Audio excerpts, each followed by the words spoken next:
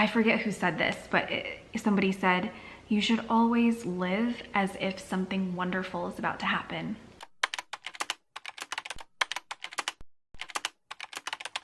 Let's do a little makeup and chat. I know my voice is so soothing. How you doing? How was your week? We're gonna do a little makeups and catch-ups. Makeups and catch-ups.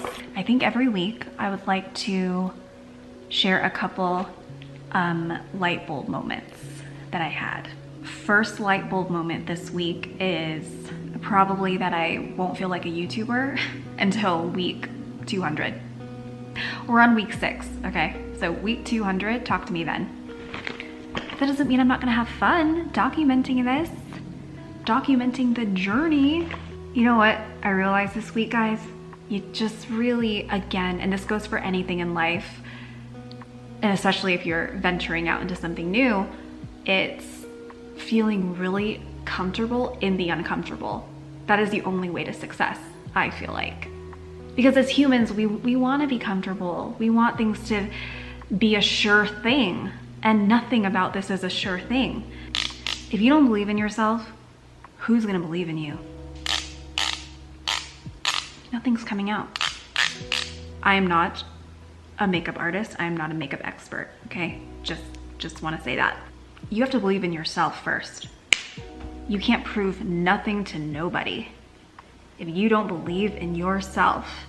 Self-belief. And that is something that I did not have for a long time. Definitely for the longest time.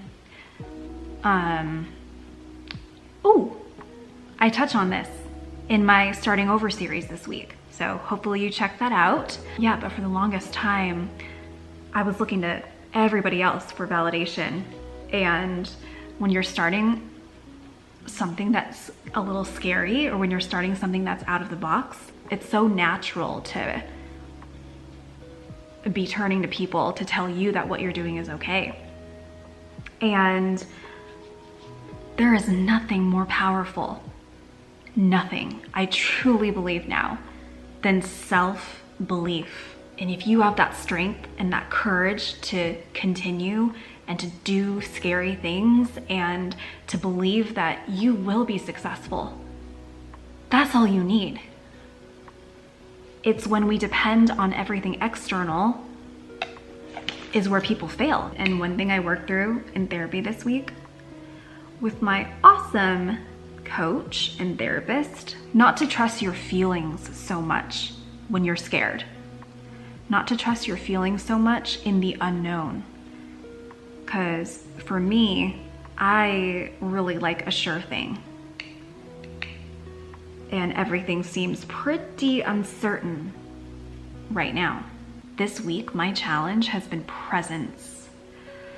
You know, just being mindful and really present wherever I am. Because I just feel like I've missed out on so much in my life. Being in one place and wanting to be in another, or stressing about the future, stressing about what's coming, what I gotta do, stressing about the unknown. And then you look back and you're like, wow, it wasn't so bad. And if I had just enjoyed that moment, that would have been nice. Then I could look back and think, wow, I was just someone who really was present. You know, and then I was thinking, if we just surveyed all of our friends and family and all the people we know, how many people would actually say they're able to be present? So we're gonna have some highlights this week with Mr. James. Yes, he's still alive. James and I started this YouTube channel like a year ago, and it's evolved over time to kind of just be me. But I asked him for his thoughts on this new YouTube venture of mine. If you have just a couple people in your life who you can really count on, who see you and believe in you, those are your ride or dies. And I feel like James is my number one. It is a blessing to have a partner who believes in your dreams and supports them and never tells you that, you know, he never tells me I'm silly. He never makes me feel silly for what I'm doing and for trying to reach for the sky. And so that's a bonus. It's a nice thing. If I could go back in time to when I was single, 20s, early 30s, I would have not wasted any time on guys. Trying to find the right one, wondering what they were thinking, if they were the, you know, just this tug of war with trying to find love. I would have channeled all of that into me.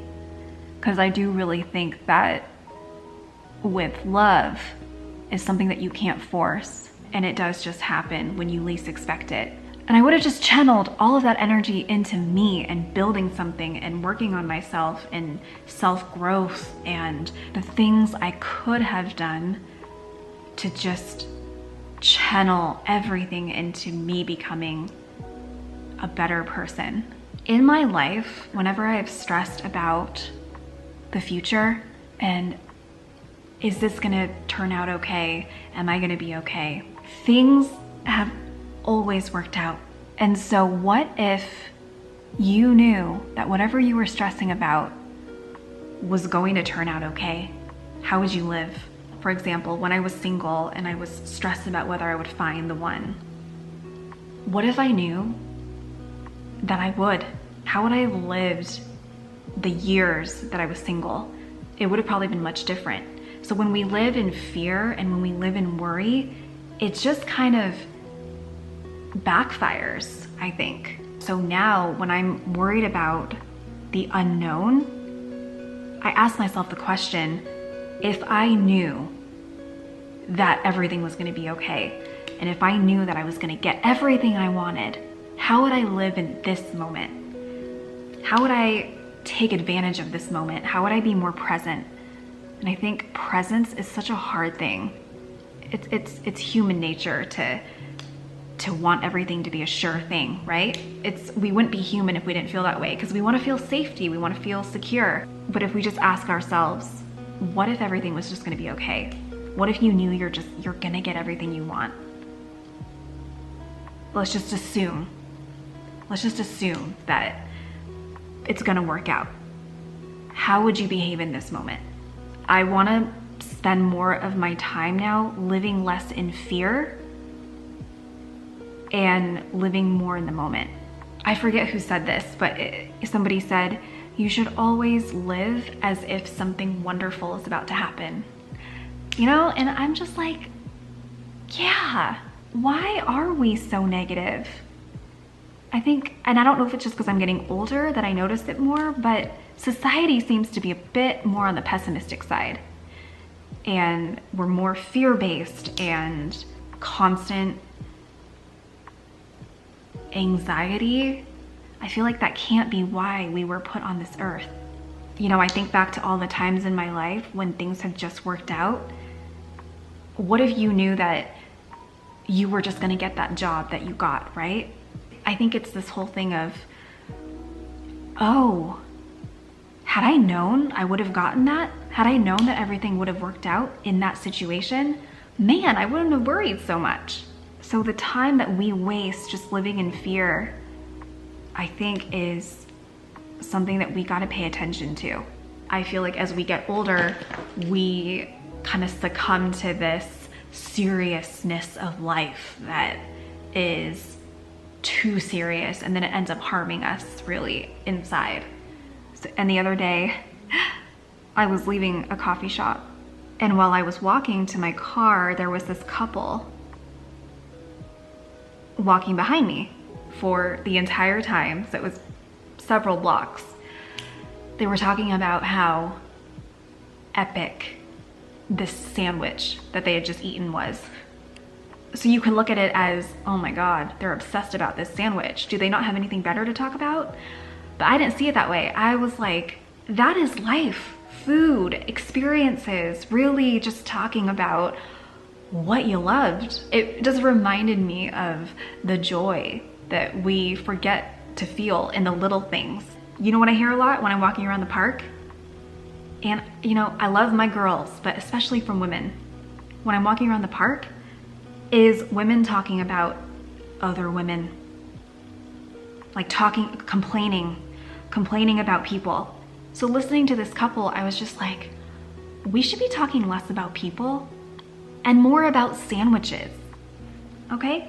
If you're spending your time, like the majority of your time, talking about other people and what they're doing and their business, and oh my gosh, can you believe that? I just feel like that's such a disservice to your life.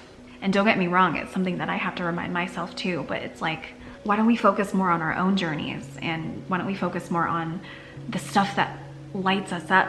Here's another light bulb moment. As we reevaluate relationships as we get older, I think it's a common thing for adults. Who are the first people who come to mind when you are asked the question, who makes you feel at peace and just light inside when you think of them? Who makes you feel like your spirit is lifted when you think of them? And those people are the people you gotta hang on to. And especially those of us who are embarking on new experiences, new chapters, like this YouTube thing of mine. It's such a passion for me right now. And I can see the people who are really showing up to say, wow, I really support you all the way.